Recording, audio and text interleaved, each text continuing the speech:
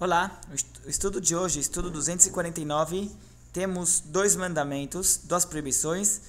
Proibição 249, seguindo nas leis de roubos e furtos. Hoje ele fala não sobre roubo de objeto, mas aqui é de propriedade, que é proibido nós invadirmos a propriedade do nosso vizinho de uma forma que depois eu vou conseguir argumentar que aquele pedaço de terra é meu. Então eu tenho o meu vizinho, nós temos dois campos, o meu campo e o campo dele que fazem uma fronteira. Eu empurro a cerca um pouco, avanço alguns centímetros, metros, tanto faz, eu avanço um pouco na terra dele e com o tempo ele vai, aquela parte que eu invadi vai ser minha.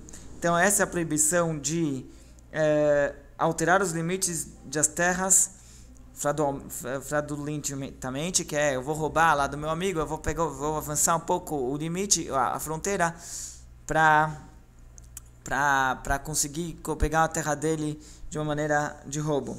Ele entra aqui, que ele menciona o Midrash, o Sifrei. Sifrei é um dos Midrashim, uma das formas de interpretação da Torá, que ele fala, calma aí, qual a proibição? O que está inovando para mim esse versículo? Já temos um versículo na Torá, Lot Tigzol, que é não extorquirás, que é proibido extorquir, roubar o amigo. Então, aqui qual a diferença? Eu estou roubando, qual a diferença? Eu estou roubando a casa dele, o objeto dele, qual a diferença? Eu estou roubando a terra dele. Então, ele menciona que isso aqui, na verdade, estou transgredindo duas proibições. A pessoa, ao fazer isso, ele está transgredindo duas proibições e pode fazer uma diferença em relação à punição. Qual vai ser? Em relação à punição, pode fazer uma diferença se ele transgrediu uma proibição ou duas proibições. Mas depois ele menciona que essa proibição exclusiva das propriedades de terra, que em outras palavras, que é uma segunda proibição, ela só se aplica a Israel. Porque na forma que a Torá ela verbalizou essa proibição, ela falou assim, não pode, não removerás o limite da herança de teu companheiro na terra que você vai herdar. Na terra que você vai herdar, isso aqui a Torá estava falando sobre Israel, estava falando para o povo judeu no deserto sobre a terra que eles herdarão em Israel. E lá tem que a herança que eles receberam, que foi dividida a terra por Deus. Então, nesse momento, lá naquele lugar, nessa situação, tem o conceito de roubar terras, além da proibição de roubar. Agora, fora de Israel, se alguém faz isso daqui, ele está transgredindo apenas uma proibição, não duas. E como falamos anteriormente, a diferença em relação às penalidades. Proibição 243, que é não raptar um israelita. Estamos chegando ao fim, talvez, das leis de roubo. Até agora a gente está falando sobre roubar a propriedade do companheiro. Aqui nós estamos falando sobre roubar a própria pessoa.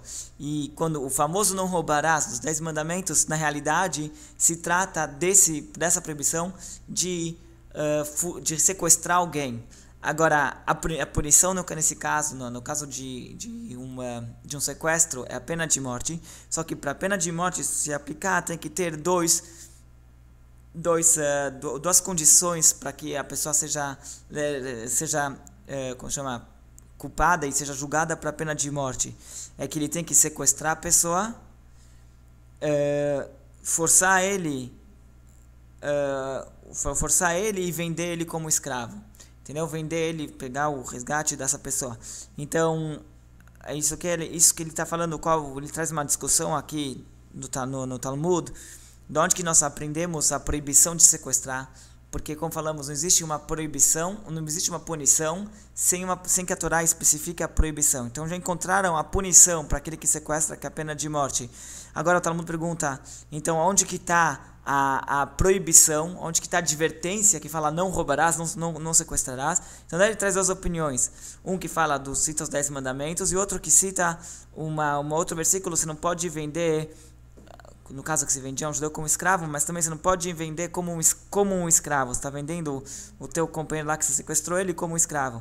E o Maimônides cita que na verdade isso aqui não é uma discussão onde que está a fonte dessa proibição. Na verdade todo mundo concorda que tem essa proibição que não se deve sequestrar. A diferença é que um aprende essa proibição no caso do sequestro e o outro na hora de raptar, e o outro aprende a proibição no caso na hora de vender. Mas os dois, porque para haver a punição, como dissemos antes, é só quando tem os dois. Quando você tem raptar e vender como escravo. Aqui no caso, o que importa pra gente é que o sequestro é uma proibição. Não importa agora de onde que ele foi tirar, de onde que aprendemos a punição, porque a proibição sim existe. Isso que o Maimonides está querendo registrar aqui, que é mais um mandamento, mais uma proibição. Na 613, a proibição 243 é que não se deve raptar uma pessoa.